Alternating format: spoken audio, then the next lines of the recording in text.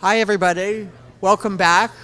It was a great panel that we just had, and we're looking forward to this panel on Clubhouse conversations. And we have folks from Painted Brain here in Los Angeles and Fountain House from New York, both the kind of clinical directors as well as some of the consumers and peers. And I think we're going to have a really cool conversation.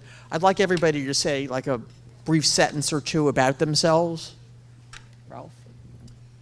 So, good morning, still morning. It's a pleasure to be here. Elyn asked me to come, and obviously you can't say no to Elyn. I serve as director of the Center for Leadership and Education at Fountain House. Basically, our mission is to try to disseminate and assist anywhere in the world with helping with mental health programs specifically targeted for people with serious and persistent mental illness. Hi, my name is Raul. I'm a peer specialist for Fountain House, HCBS, Home Community-Based Service, and I'm happy for this experience. This is my first time coming to California, and I'm having a great time. Thank you, Elyn. Thank you, Raul. Awesome, welcome. Hi, David Israelian, co-founder and chief technology of Painted Brain, technology officer, and I focus on developing workforce development programs for careers in tech. Rayshell Chambers, the Chief Operating Officer of Painted Brain, founding board member. My main job as consumer and person running the business is to create a workforce, sustainable workforce for individuals with mental illness, and develop jobs and support systems for folks like us. Hi, good morning, everybody. My name is Dave Leon. I'm an LCSW, and I'm the executive director of Painted Brain. I've devoted the last 20 years of my professional career to creating social and employment opportunities for people living with mental illness in our society. Thank you. Okay, thanks so much. So I guess my first question is, could you describe the activities of your group, what you do with and for consumers? How does it help? What are the mechanisms of its helping? Maybe start with Ralph. Sure, Elyn. So Fountain House has been around for 70 years. It's defined as an intentional community for people with serious mental illness to come and be accepted for who they are at this point in their recovery. We are a strength-based program. We focus on employment and we focus on education as key outcomes. We are divided in various units, everything from a horticulture unit, kitchen dining room unit, reception unit, et cetera. It's kind of a mentorship approach where a member, and they're not patients or clients, they're members. They will pick a unit, they will pick their worker, and it's kind of a working side by side. But what we've learned over the years, and we've had tremendous success, we've served over 20,000 people in these 70 or so years, is that it's about community. Community is really the key. And it was mentioned earlier, someone mentioned the word that loneliness, or I like to say isolation, kills. And what we really need to do is bring community to people with serious and persistent mental illness, to everyone for that matter, but in particular, since that's what I focused on for the last 30 years, is to bring community. And the last thing that I would add is what we have designed is this notion of community system of care. You've all heard about integrated healthcare, how you have behavioral health and primary care working side by side. Well, that's good. That's a good start. But without community, and whatever community that may be for you, without community, that integrated healthcare system is only going to go so far. So we really want to underscore that it's about the community, it's about obviously partnerships and connecting the dots, but we're not going to get very far without community. So I think if what all of you are doing is kind of not just relationships and community, but incentivizing and helping people to work. And basically, that's what Freud said people wanted, to love and to work. And I think you guys do that. Raul, can you talk about how it's been for you as a peer at Fountain House? And thank you for being your first speaking engagement. Thank you. Well, in Fountain House, I work as a peer specialist, but since I'm a member and a staff at the same time, it feels like a big family, Fountain House. Sometimes I don't look at it as a job. I look at as my friends and family that I connect with. In Fountain House, I like it because I help all my peers. If they need benefit entitlement, I can help them. If they need to qualify for any type of benefit like food stamp, meet them where they at, take them to doctor's appointment. It's a very nice place. Can you do that for me? Take me where I need to go to the doctor and all that. Yeah. Dave? Thank you so much, Elyn, and thank you, Ralph. And what I'd like to say is that at Painted Brain, everybody that's involved in our company and our organization are contributors. Whether you're a clinician or a person with mental illness, we really don't see the distinction. And we're actually a place for people, even in the professional fields of social work, occupational therapy, public administration, where professionals with mental illness and peers with mental illness can all come together and all be contributors in the same space. Our community center is a place where we allow people to come and interact with each other and quickly move into leadership positions. So when somebody walks into our community center, the first question we ask is, what would you like to do today? The second question is, what can you share back with the other members of our community so that you can give back and demonstrate your own leadership abilities? And what we found is that everyone that we meet has some creative capacity, whether it be in coding or in cartooning or in music production, that they can give back and contribute to the space that we've created. So our main focus is creating community by actually helping people help other people. And that's true at every level of our organization. Thank you. Just one more note, just to add to that. So that translates to employment opportunities. I mean, me as a job developer and an individual that suffers from mental illness, to be privileged to create a workforce with artists, folks in technology, and mental health therapists, and folks just in the healing practice, and to create cool jobs. I mean, we created an art cart where we do homeless mobile outreach. We're about to be the peers that test an app, you know? So, I mean, we're creating like these innovative jobs. I mean, our clients and our contributors, if they can do art, we can pay them the same day to facilitate a group if they can develop a flyer, you know, and a brief curriculum. So this translates really to like jobs. Almost everyone that visits our center can have a place of employment. And one more thing to add is through the curriculum's development, I reflected a lot of what my recovery basically was projected.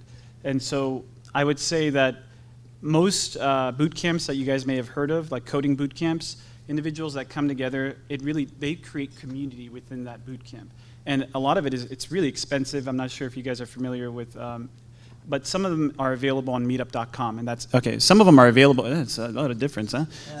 Some of them are available on meetup.com, and so what we're trying to create is a community of techies, individuals that live with mental illness, and that can also, as Dave said, become leaders in their local region.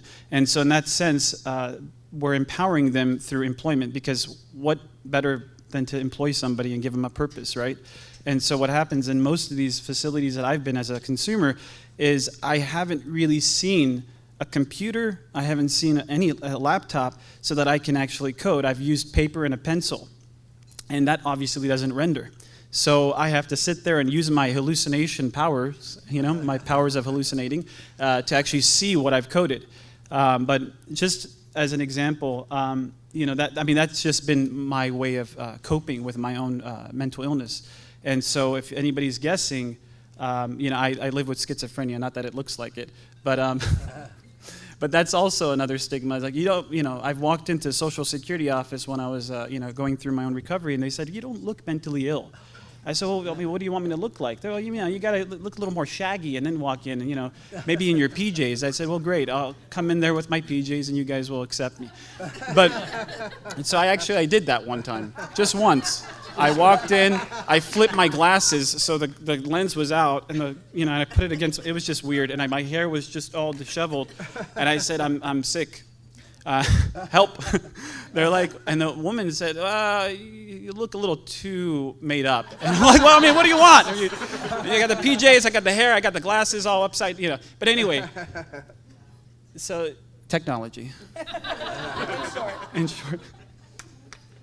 Thanks. Thank So how do you think your clubhouses help people do the work part of loving and working, right? Do you train people wishing to seek work, review resumes, do mock interviews, talk about advice on getting accommodations?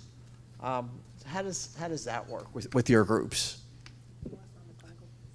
Sure.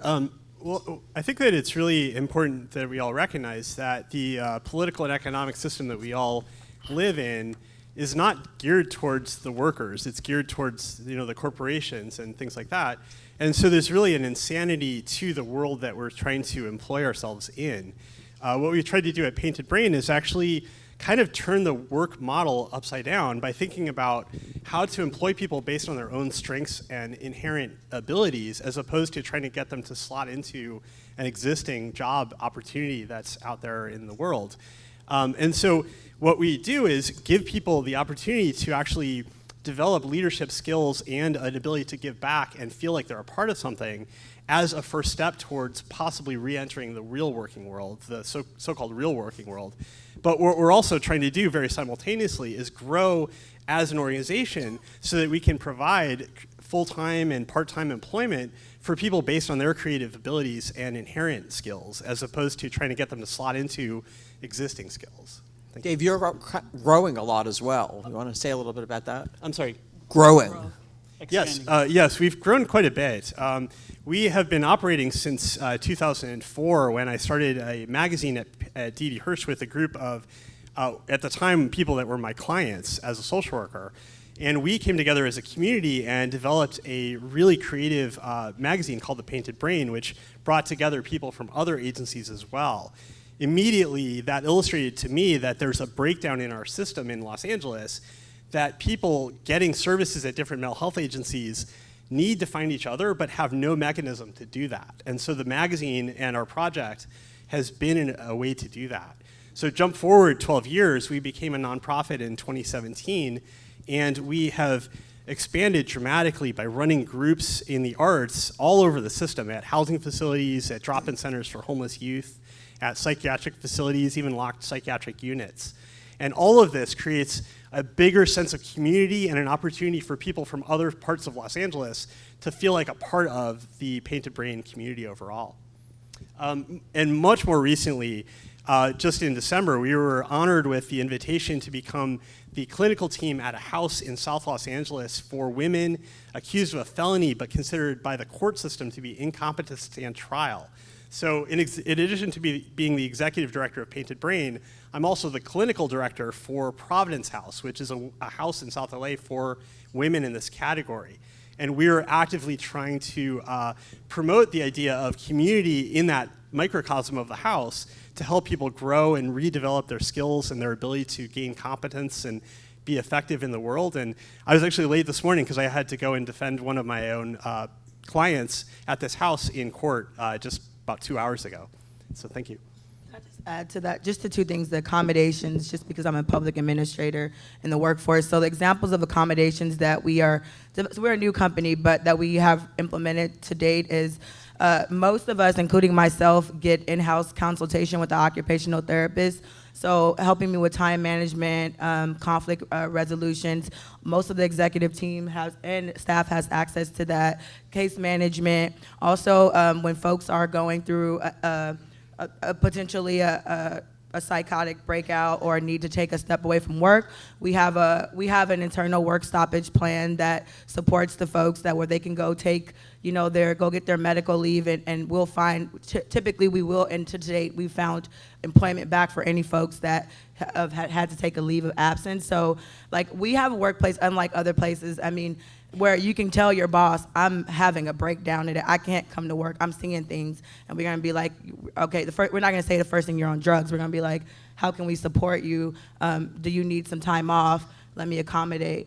So I think that those are the examples of how we create a workforce where folks can share their mental illness, feel supported, and have a job when they can work. And then just to the expansion, we're just in the art groups, but we're also expanding with Eli's work in the technology just to hone in on that. Our company is probably almost going to acquire $1 million in tech project and outreach projects by the end of this year. So the arts is where we're expanding, but in technology, and I think that's the beauty of our hybrid company, that we can do both. And I think that's how we get the gamut while we're ahead of the game. Great, thanks. Ralph? So employment obviously is key, and that's what we're talking about here. And Fountain House has been dealing with employment since the 50s, when it started out with a program called Transitional Employment, which basically is prevailing wage. The member would have a job at a law firm, at a bank, wherever. But if the person was not able to make it that day because they weren't feeling well, another member would take their place, or in the worst case scenario, staff would take over. Then we also have a significant supported employment program where we have contracts and where then the member gets his own job, and we're also hiring within house now with peers, and Raul will speak more to that in just a minute. But what we have learned, as you were rightfully saying, about the economic system and how it's more based towards corporations and corporate profits, we've moved into the notion of social enterprises. So now we've created a number of businesses, starting with a cleaning service, food delivery for other nonprofits. And the social enterprises, because I don't remember who brought that up, there was a concern earlier in one of the panels. Social enterprises are clearly monies that get divided amongst the members. It does not go to any other particular source, but it's divided as a social co-op amongst the members. So clearly our employment model and employment has always been key, but I want to just take a minute about another important aspect of what we believe is important, and that's education. And Elyn this morning talked about one of the sponsors, the Sidney R. Bear Jr. Foundation, who sponsors this particular event. But the Bear Foundation has also been sponsoring scholarships for many, many years. And at Fountain House, they're mini scholarships, like microloans, where you get $500 to get a computer, to get books, to get whatever kind of thing you may need to go to school, because most of our members are entitled or able to get various scholarships or financial aid. But the $500 goes a very long way in encouraging people to step up. And as you know, education is key, because oftentimes a lot of the jobs that we get, although a good start, are level entry jobs. And even though now in New York we have a $15 minimum wage, we still would like to help people get to a higher level. So education has been really a key factor. But maybe Raul could talk a little bit about his role as an employee of Fountain House. Okay. I want to talk about first, like in Fountain House, when I was very ill, when I came out, day treatment program.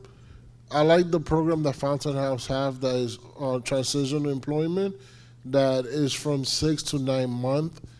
That program helps me. It helped me out because, sorry, I'm kind of nervous.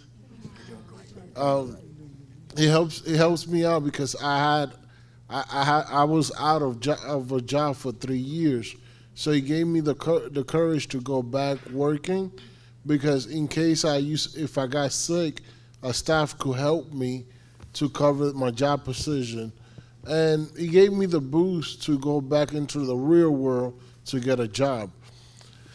So in Fountain House, I did 3 transitional employment, and afterwards I got ready to become a peer advocate.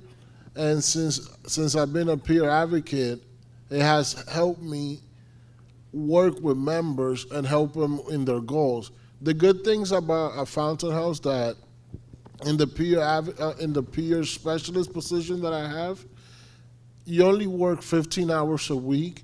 So like that, just in case you don't lose your benefits, so it could cover you, so you could get experience in the job field that you want. So in the future, you could be independent and get a full-time job.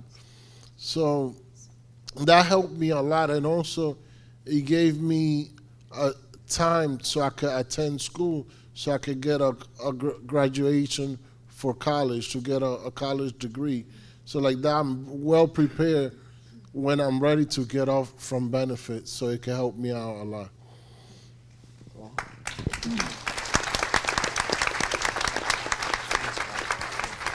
Do you all think there are clearly sort of a lot of benefits from these Clubhouse groups? Are there any costs or risks or negative things, or is it all good? Sorry, that's kind of a hard question.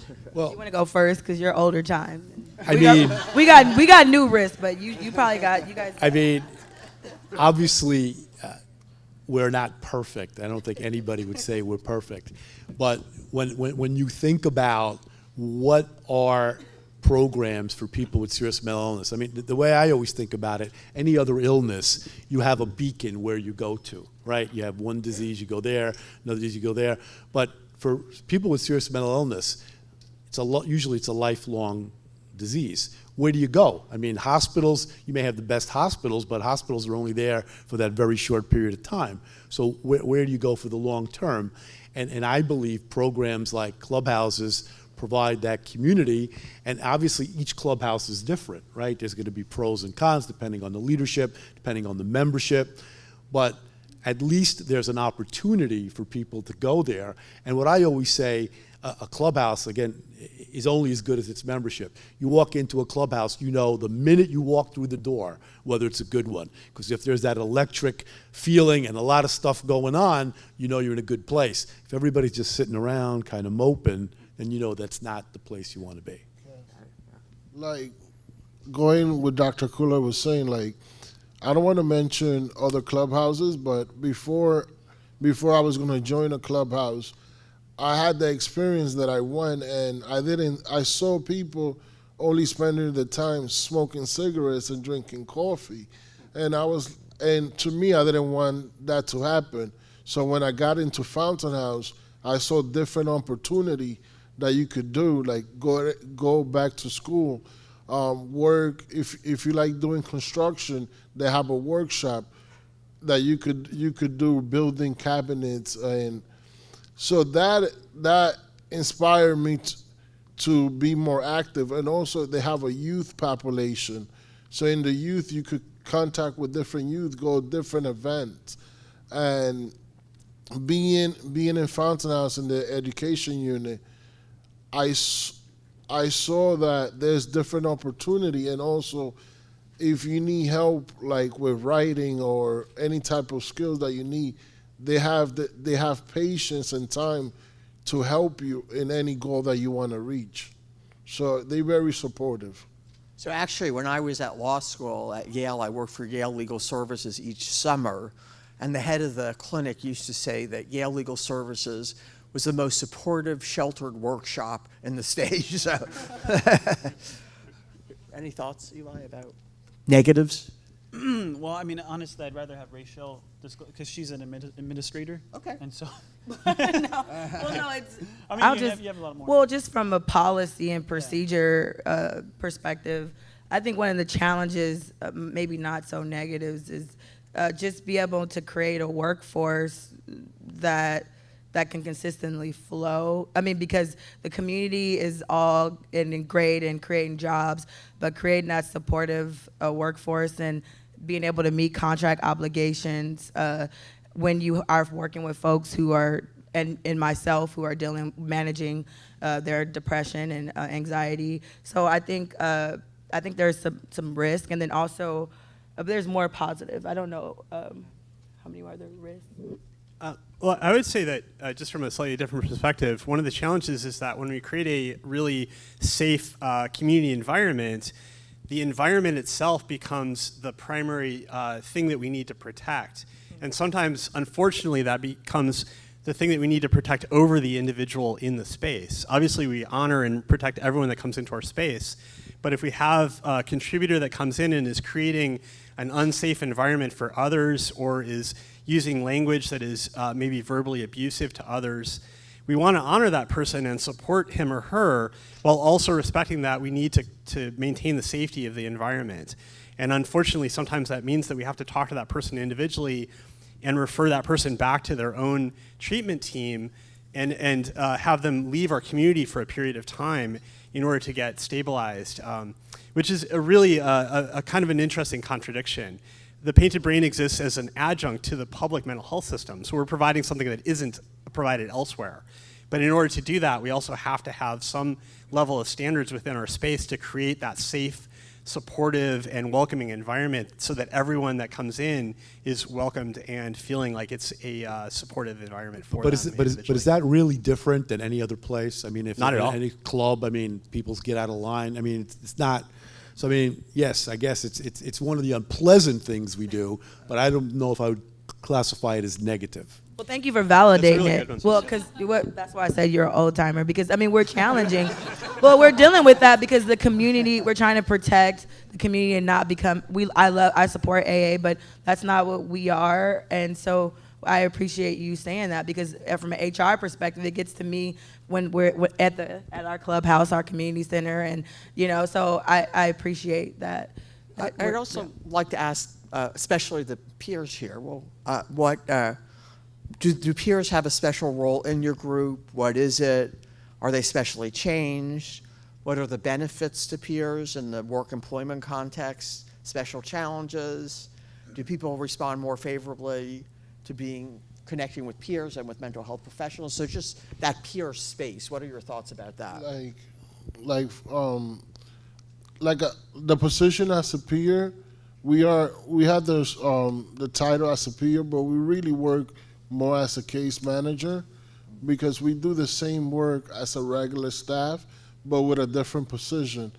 Because we do a psychosocial, we do HRA, apply for Social Security benefit, guide them the correct way, show them how to navigate the system, and also escort them if they need help to doctor's appointment.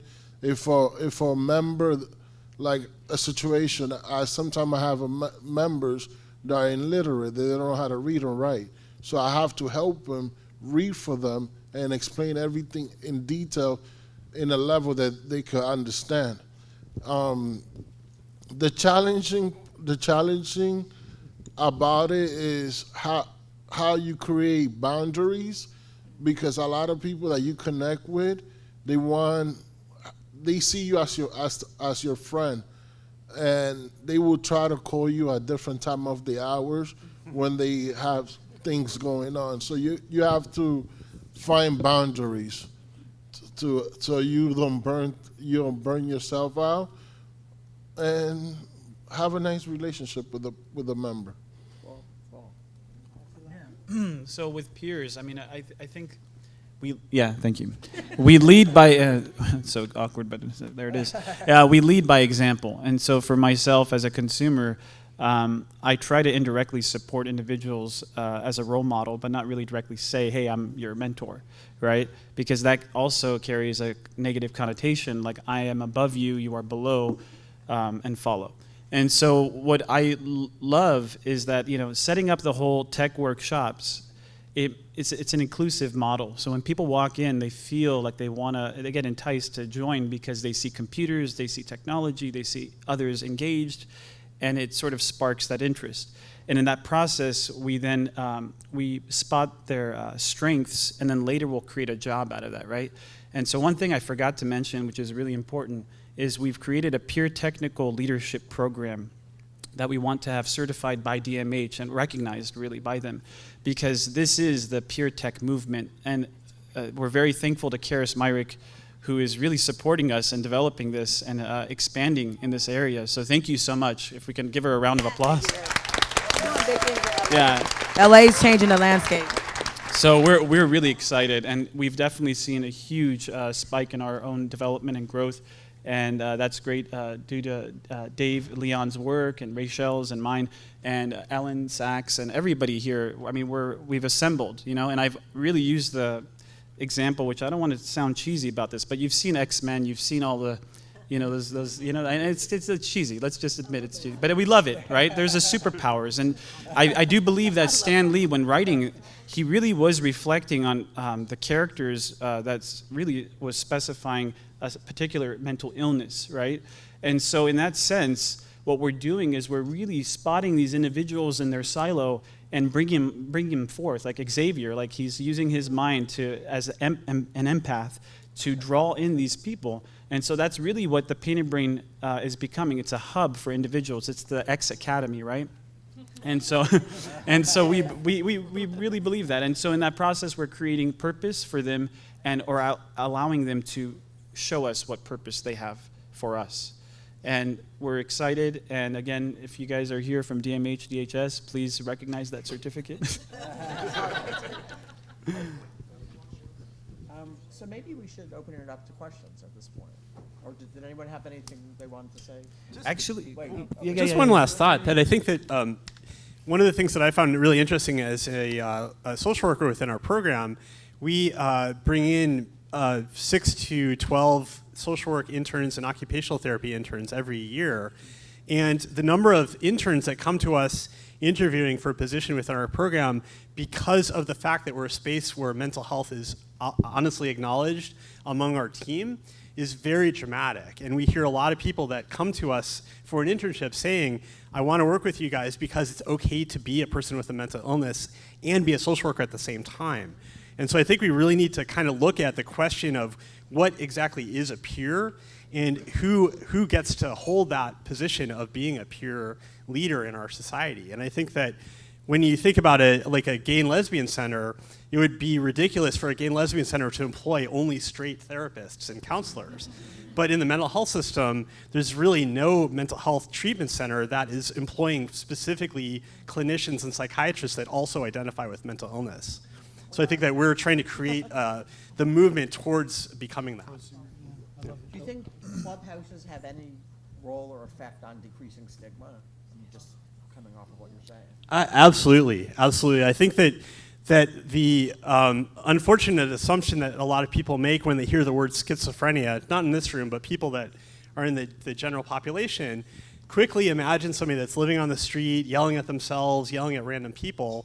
They don't picture a psychiatrist who is established in his or her career and is really an effective leader. And so I think that what we're hoping to do is create the movement so that people that are professionals, just like Elyn is doing and like Ralph is doing, people that are professionals that also have mental illness can be more honest and open about that and not feel that their career is going to be in jeopardy because of that. So I think there's a lot of opportunity for Clubhouse to move in that direction. So I just want to make one kind of scientific point, and it's part of the reason why I came into this field some 30 years ago.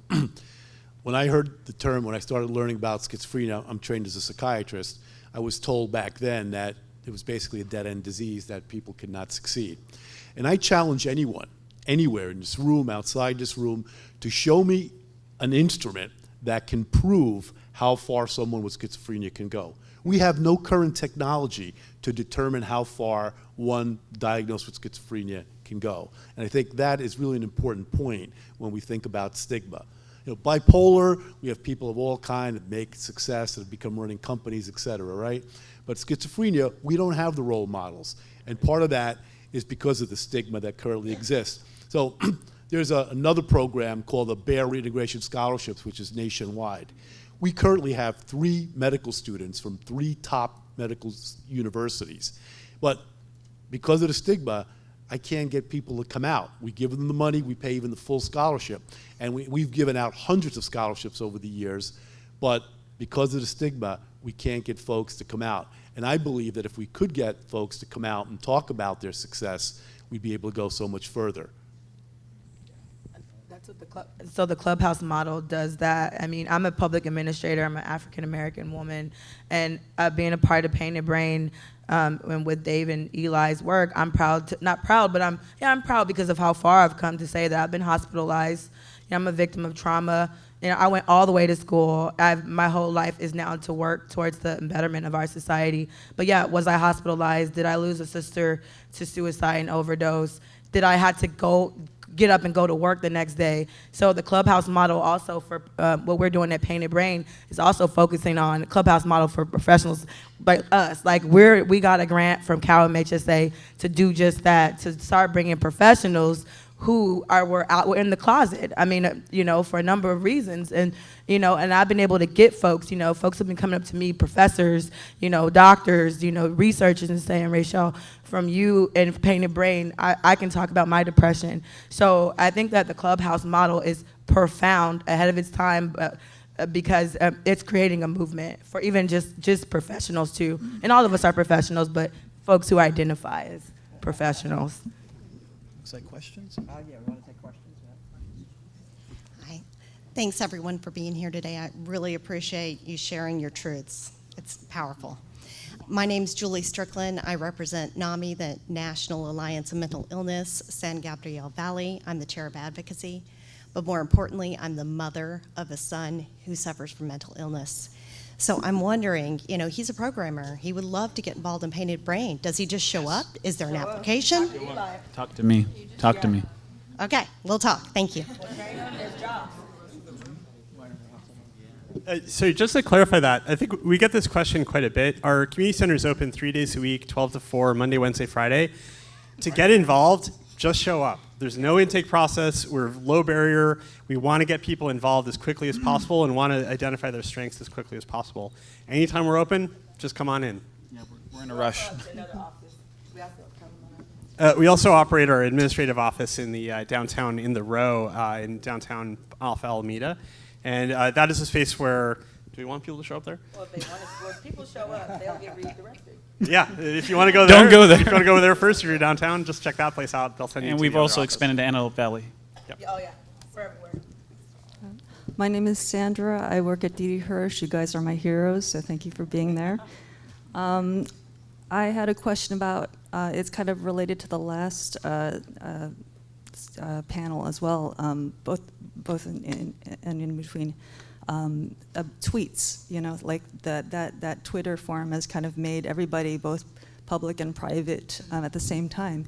What can you say for those people who have kind of put themselves out there and kind of felt both that delirium of being celebrity and private citizen at the same time? So how do you react to that? As I mean, like it kind of gives you that weird like mania of wanting to be a celebrity and private citizen at the same time. How do you address that, especially for younger people who are not sure how to identify themselves? It's an interesting question that you gave. Yeah, you got it. No, you can't do Oh, I'm not. Oh, that's what you're saying. Okay. Okay. It's an interesting question. Can you rephrase it in the sense that? Yeah, I have a family member who especially is having a hard time with identity, I think, and you know, we fight over the whole stigma. I have a diagnosis, and that person does not, and so that has become a kind of a big battle between us. And so, how do you want to disclose it, and they're fighting you on disclosing exactly. it. Via social media? Via social media. Or? That's. You want to, That's kind of the Is that question. appropriate? You're saying is a part of empowering yourself. Yeah, I mean, and then it goes into the whole politic of the president and tweeting and how we all. Oh, he's a different story. That's another story altogether. But yeah, it's like. Well, we'll need 3 hours to talk about that. But yeah, what I could say is that from my end, right? So I'm on Instagram. Not that I'm trying to plug myself in. Really, don't follow me. And so, but David Israelian, and so but seriously, but the thing is, the reason I did it and why I continue to do it is because it's serving others, right? So because we've all practiced self-serving, right? As a society, we're consumers. I felt that I needed to separate myself from that mental illness, that identity. And as a part of the process of not necessarily disassociating, but owning it, which is from her aunt right there, owning your own truth, that's her aunt, Tina Robinson. And so the reason I did that is because I wanted to allow others to feel comfortable. And so in a sense, I've let myself be vulnerable to the extent that I can have people come to me as a way of, you know, like the catalyst to create, and that community that I can redirect, right? Go to the center, you know, the Clubhouse. And so for me, if your mission, your personal mission is to support others and redirect them to resources, right, that can support their recovery and mental health, then that's fine. But if you're doing it because you're enraged or you feel isolated, and so you're trying to reach out to society in hopes that somebody will say, hey, we love you, we accept you, don't do that. Right. Okay. Why? Because you're going to get a backlash and you might not like the responses, and it does look like you're self-serving again. Right. So for me, my perspective wasn't from that end. I really wanted to help people out. And so Okay. I think that's healthier for me. But Okay. maybe others, it's, you know, Okay. just, Okay. As an employer, though, this is coming up, and in our training that we're going to be doing the tech, we're going to be doing the outreach, and one of the things we want to educate consumers like us on is what to share, what not to share on social media. So I think all of us have our own personal experiences, and I know a lot of therapists probably deal with their clients in individual sessions as it relates to what to share and what not to share online and what support systems.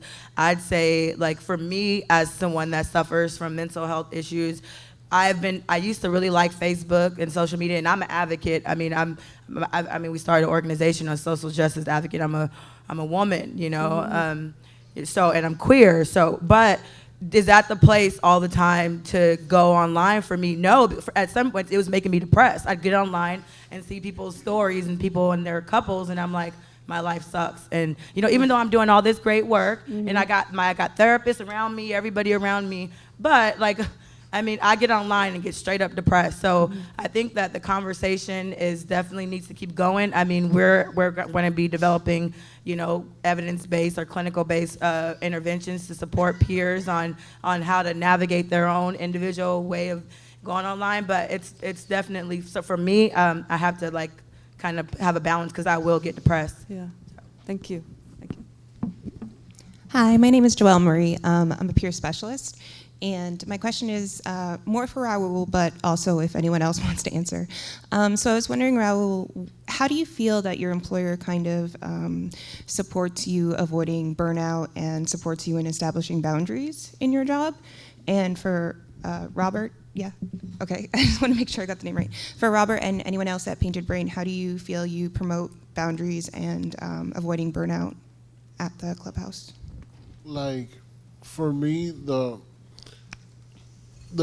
way that my schedule works, I'm able to go to my day treatment program and also see my psychiatrist, how the schedule works. And the schedule are flexible, so I could choose the hour that I want to work. And also it gives me time to go to school. And another thing is that we have coaching every 2 weeks, every month on the second week, we have a supervising meeting that all the peers sits down and we talk about what is going on, how they can help us. Also, if we need breaks, they accommodate the breaks limitation that we want, so it can help us. Also, like in the beginning when I started doing peer specialist, I was getting trained like to do notes. So if I have problem, the staff used to help me how to write the right notes. And if I'm facing any obstacle, the staffs are there to help me and guide me the correct way. So it's still, I always have help every time that I need to. Okay. I would say Raul summed it up perfectly. I mean, it's a question of supervision. It's a question of the community at large looking out for each other. Because even if Raul has somebody who he's working with and is not conducting themselves in the right way, other members would jump in and help out to make sure that the conduct is appropriate and we move forward. Obviously, it's not 100%, but it goes pretty well. Yeah, they want you to succeed. Mm-hmm. So every way that will help you so you can succeed and you can learn from your experience. Like in the beginning, they used to have an activity log that used to do the activity log, and another staff will see your notes and they'll give you feedback how to correct it, how to do it the right way. But afterwards, like they graduate you so you could do your own permanent notes because you got the hang how everything works the correct way. Hi, my name is Sophie. I'm a USC alum.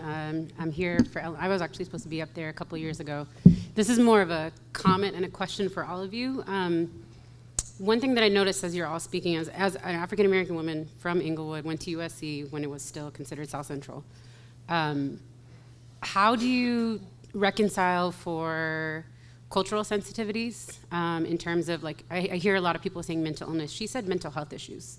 Even the language that you use, depending on what demographic you're talking to, if they're from this area, if they are identify as queer, which, you know, LGBT used to be the only way people identify. Every year there's something new. Like Planned Parenthood has the no, it's not even gingerbread man, it's ginger something. Like, we're constantly trying to find a way to identify ourselves, but at the same time, simultaneously alienating everybody in the room by saying, if I'm LGBT, I only have to come to this center because I'm the only person that can help someone, because I don't identify, I'm cisgender, right? I didn't even know what that word was until recently. I was born in Inglewood, but I was raised in Orange County. I still identify with LA. Everywhere I go, I feel like I don't fit in. I've been diagnosed everything in the book, including schizophrenia. And when I read Elyn's book, I was like, finally, there's someone like high functioning that is at a high level at a school that I went to. Let me reach out to her, because initially when doctors were seeing me, I didn't have issues with substance abuse my whole life. I've never felt suicidal. My mania is interpreted as such because I am around high-performing people all the time, and I have to make sure everybody's okay. I went to law school, kind of, but I didn't end up, I didn't end up pursuing it. I really try to advocate for the community at large, specifically for SC. And, when I was here, I took a class with Robin Kelly, who is now at UCLA, and back then we didn't call it gentrification, we called it urban displacement. How do you serve this community when people can't even afford to live here, but they're in clubhouses like this? And you're asking two different questions. Yeah, right? okay, so I need to separate it. Yeah. First question is a safety in terms of, she mentioned a safe space for all you guys to talk about the issues that you go through as social workers, peer specialists. There's obviously a different level of training for everyone. So what I gathered, can I just... Yeah, go ahead. For the sake of time, how I interpret language around mental illness and all like mental health challenges and how I can differentiate between them. To me, I interchangeably use them because I want to own what I have. Right. I don't want to shy from that and let others sort of dictate how that stigma is also interpreted. Yeah. So for me, when I say I am mentally ill, I love it. Now, others could say, oh, he needs to get over himself. Crazy. He really is mentally ill, right? But I'm taking the power back. Right. Because it's that stigma that's created when people go and crawl into their little hole and don't want to come out and say, hey, I'm living with schizophrenia and I'm proud. And I have to say that a lot of my own personality, my humor, my dark humor, whatever you want to call it, the morbid humor, all of that derives from my schizophrenia. So it's a part of my identity. And if if I had a choice for somebody to cure me, I would say, no, that's my choice. I wouldn't want it because it's made me who I am. It's a part of me, right? And so it's like this little white patch here. If somebody says, hey, I can get rid of that white patch, I'd say, well, just leave it alone. It's been there for a while, right? It's just a part of your identity. You own it. And so I think if you constantly try to soften your language, you're training others to become very passive in the sense, and I want people in my own way to be direct. Mm-hmm. And so own your truth, own your mental illness. Don't try to tippy-toe around the language unless you're trying to support somebody who specifically has said to you, I don't like that language. And you're their clinician, you have to then really respect and honor that. So I think, but when you're a peer and you're in this clubhouse, I mean, you have to sort of, So, but we have to move on to the next question because, sorry. But thank you so much. It was, definitely. I'll be around. Diane, right? I'm Diane. So I've known Diane since, 1960, 1965, whatever. Very long time. Yeah. And I could sit up here and ask you guys questions to the point you'd be like pushing me out of the room. But I'm Diane Pencina. I'm a real estate lawyer. I have had mental illness that has at times interfered. And I have a couple questions. The first one is, do you teach as part of the professional training that you give how to deal with situations where you're actually not in a good space to go to work and how to deal with that? I would love to address that. I think that one of the most challenging things about my development into a leader in our company is that a lot of eyes are on me, and my day-to-day mood, which is affected by my depression and other factors, affects how I present myself to other people. And so as a leader, I've had to adopt a stance where I will publicly say to my team where I'm at that day. Because if I'm in a bad mood, I don't want somebody to walk away and say, oh my God, he hates me because of so-and-so. I'm actually just in a very grumpy place that day, which can happen. And I need to be very open about that in order to let the person know what it is they're seeing from me. And I think that that is also part of our clinical training when we're working with individuals. When I work in my role as a therapist, if I'm very off one day, I don't want to act like that's not the case in front of my client. I want them to know, not to take care of me, but just to understand that I might be a little less attentive or a little less on the ball than I am other days. So I think that's a really important part of self-disclosure. I also just wanted to really just very briefly address the previous question. I actually also, in my role as an advocate, really do use the word mental illness quite a bit. In my role as a clinician, I will be much more thoughtful about the audience and the people that are in front of me and what language I use. But to me, mental illness is a series of unwanted mental experiences that will not go away just because we want them to. So mental illness is a very discrete thing in some ways. And I think that unfortunately we associate in our society mental illness and moral illness. Moral illness is something that needs to get called out and needs to get challenged. Mental illness is just a series of experiences that don't really have a value to them themselves. And I think that's a distinction I'm trying to make every time I use the word mental illness. So I'm sorry to interrupt. No, I mean, I think Mental health is how you manage it too. That's what you were saying. Mental health is something that a person with mental illness can have amazing mental health because they focus on self-care to maintain their own mental health in the face of mental illness. But I guess maybe just for my own clarity, all right? I mean, mental illness is a real disease. Schizophrenia is a real disease. Absolutely. It's not having a bad day, right? I mean, okay, as long as we're in bipolar and so on and so forth. Because I just want to be clear. I know, it might not be politically correct, but these are real disease states that need all kind of supports. First and foremost, community, but then everything else that goes around it. I absolutely Okay. Yeah, I think it's true. And when you have a bad day in certain environments, like the law environment, or maybe a professor environment, you really can't say to your clients or something, or your law firm, I'm having a bad day, whatever. So I just wonder how do you tell them not to go to work that day, or how to deal with it, because it's a difficult issue.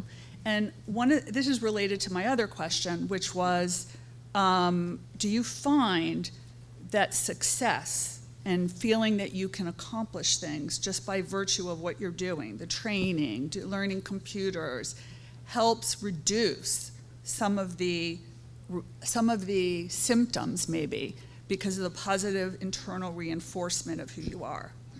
Yes, absolutely. About like 30-year Absolutely. organization is like decades long, but from us, like every staff because I'm responsible for compliance, HR stuff, not just amongst other things, but folks come to me and say, Rayshell, I come to work, I've been in 50 billion work environments, this is the first place I can come to work, and like in tears, I get this every week, so I know I'm not making it up in my head, my illusions, like this is the first place that I can come here and I can talk about when I'm being scared or when I got in a fight at home or I'm having psychosis, and I'm not going to be written up. I'm going to be supported. And so I know that we have that kind of work environment. So if someone, for example, like we have that, like if someone says that they are having a bad day to me, or, I think that, I'm pretty sure that any other clinician and my peers will support them in finding like ways to talk about it. If there's a staff coverage that needs to happen, but yeah, it's been working. You have to have plans for stuff like that too. So I'm developing our work stoppage plan, and really being intentional with it, because that's just the nature in which we're in. So yeah, I have mental illness, so we're created a workforce to fit our needs because we're mentally ill, and so we're being very intentional with that. So people can come to work. Do you feel you're stronger because of because of your positive work experiences? I'm the best person I am in my life today because Right? I'm doing I think this. that's true. I think that's true. So we have like 5 more minutes, so 2 more questions. Okay, perfect. Thank you guys all so much for being here. I'm Desiree Salzman. I'm a second-year law student and a Sachs scholar with the Sachs Institute. Obviously, in an environment like this, we are, really appreciative and, thinking that the types of initiatives that you guys are showing and the Clubhouse type environments have obviously been really effective, really beneficial. I'm working currently on research about how to implement programs into already existing structures that may not be as friendly towards mental health accommodations, such as law firms or even the medical industry, things like that. So I was wondering that off of these wonderful points that you guys have been talking about, and even kind of well off of that last question, if any of you can speak to how you might recommend implementing some of these programs or procedures or accommodations into already existing workplaces for people to then become more comfortable, with reducing stigma in the workplace, doing things like being able to call their boss and say, I need to take a day off for mental health today, and have that count the same way that it would if they had a physical illness or a cold or needed to be with their child. So any suggestions that you guys can speak to that I can then go use in my research later? I'm going to go with a very macro answer to that question. I think that what we're all trying to do is change our culture so dramatically that all employers will see mental health as something to take seriously, and the mental health of their workers is something to honor and something to appreciate. And I think that what we've seen at Painted Brain is that the more honest and open we are about what we're all dealing with, the more effective we feel generally, and the more productive we are able to be. And I think it's a loss to a lot of companies to not be able to accommodate that. Now, what's the mechanism for changing that? That I'm not clear on. I think that at one level it's an HR discussion. At one level it's a discussion with maybe CEOs or executives who often are also secretly dealing with their own mental illness, to think about the environment that they're trying to create and what kind of social impact they're trying to have with their company, even if their company is not in the social services. Is there something that their company could do to move the needle and be more accommodating and realistic about the realities that their employers are facing? Right, but this is something that at least we've been struggling with for years. And my as I said earlier, I don't know if somebody has other answers, but the only way I see this happening is where you have people with serious mental illness who come forward and show their level of success. And that's something that, as I said earlier with the scholarships, we're still not able to get those individuals who are successful to come forward and talk about their illness because of the potential backlash. But honestly, other than folks like yourselves, people with lived experience who are going to come up forward, who are in high positions in major corporations, I don't see it happening. And I hate to sound, on a down note, I just don't see it happen until people come forward. Because I could tell you all the data you want about schizophrenia and success, but it doesn't go as far as when people who lived experience talk about it. Well, I'm wondering if there's any way to sort of get around because I agree, of course, self-disclosure is one of the things that's going to move the conversation forward culturally, but like in a specific workplace environment, perhaps likening it to things like diversity trainings, or even, with the rise of Title IX and the Me Too era, with now sexual harassment trainings at work, neither of which have required people to stand up and say, well, I've been harassed at work, so now we need to all go through these trainings in order to become, more friendly towards each other, or, I'm the first maybe person of color to work here, so now we need diversity trainings. Like, those issues don't necessarily call for self-disclosure, but have been implemented in a lot of the workplaces. So I guess I'm looking to see if you guys have any suggestions on anything like that could be implemented. Children. I think starting with a younger generation to clean out the old. Sorry. No. But in reality, I think mental health ed should be, Just real quick, we're gonna expand our business actually to working with workplaces, and just I think getting the conversation going. I'm a grant writer, so automatically I'm like, let's write another grant to just do more outreach and education, because the next grant I'm writing for Mind Talks is to go into our LA City system, start talking to employers, because you got to go into these big systems, convince them that these EAP programs are not effective. Look at the data. You can see if you implement certain wellness programs, you educate the workforce, you're going to have better outcomes in your bottom line. So I think it's more of an education thing and having the data. So look for me to write another grant. If you want to work with me, anybody want to work with me on doing that? One more question. Thank you. Hi, my name is Richard Fleming. I work at a Clubhouse. No more questions? No more questions. Yeah. Okay, go ahead. Oh, thank you very much. I work at a clubhouse in the San Fernando Valley. We've recently started experimenting with helping our clients get involved in advocacy in the county's public health mental system, the county's mental health planning process. I was wondering if you, in order to develop those leadership skills you were talking about earlier, have you guys had any experiences with that? Well, I could just say that every year, actually twice a year, we go up to we're from New York, we go up to Albany with a whole group of folks with mental illness and advocate and go to the state government, then citywide. We do a whole bunch of things citywide. I don't know if you've been involved directly with any of petitioning various government officials, but we do that on a regular basis, and I would strongly encourage you to step up and do that to the best of your abilities. I don't know what you guys do. Even at the local level, I mean, Eli just gave an example of DMH being here. Like they are, our local government entities are your first line of defense, and letting them know who you are and selling yourself. And then they talk to, money goes from, top to bottom. So, I mean, the advocacy part is meeting the people at the ground and then moving forward, because that's how we're selling all of our work and advocating for peer tech, peer art, peer everything. I mean, peer was already there, but I mean, we're in the front lines with them. Like, they know who we are, and we need to do statewide, but the statewide work too is necessary. But we've saw major success at the local level in engaging on the mental health advocacy with our local officials. Okay, I think we're going to have to stop and get some lunch soon. Thank you. Sorry, we just keep talking. Let's eat.